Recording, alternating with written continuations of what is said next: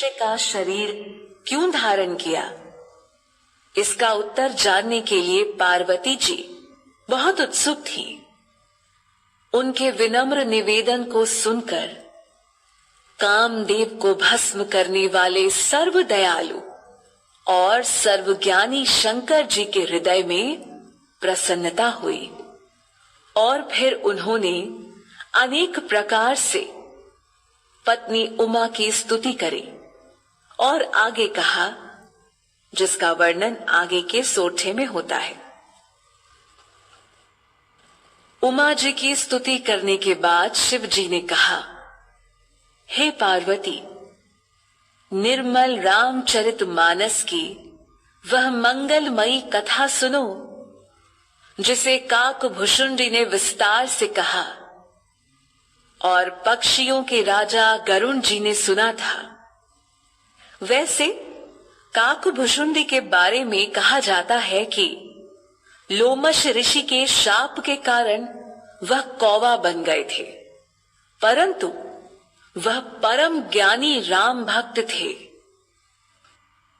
शिव जी कहते हैं कि काकभुशुंडी और पक्षियों के राजा गरुण जी के बीच वह श्रेष्ठ संवाद जिस प्रकार हुआ उसके बारे में मैं आगे कहूंगा, परंतु उससे पहले तुम श्री रामचंद्र जी के अवतार के परम मनोहर और पवित्र करने वाले चरित्र के बारे में मुझसे सुनो।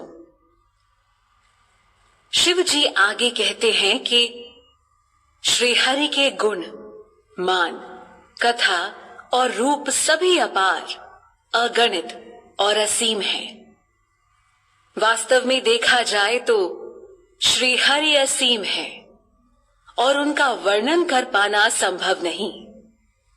उनके अपार चरित्र को भला शब्दों में कैसे कहा जा सकता है?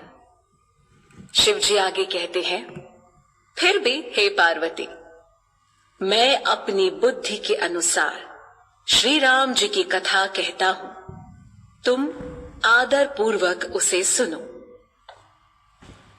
हे गिरिजा, सुनो। वेद शास्त्रों ने श्री हरि के सुंदर, विस्तृत और निर्मल चरित्रों का गान किया है।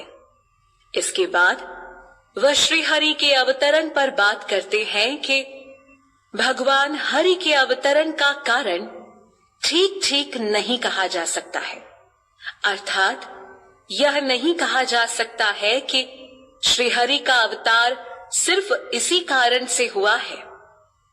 उनके अवतार